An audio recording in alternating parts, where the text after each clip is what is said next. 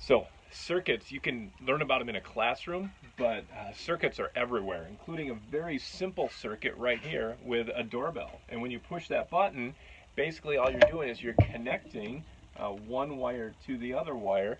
Let's take this apart and see what it looks like, all right?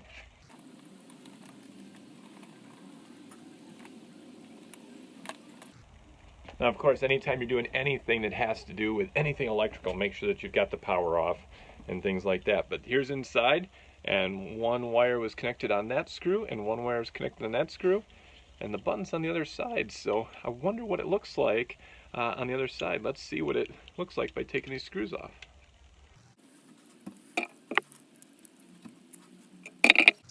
Okay, so took the screws out. Remember, that was the two parts of that circuit, and we want to see how does that button connect on the other side. So take a look. It's got a little piece of metal on this side, metal on this side.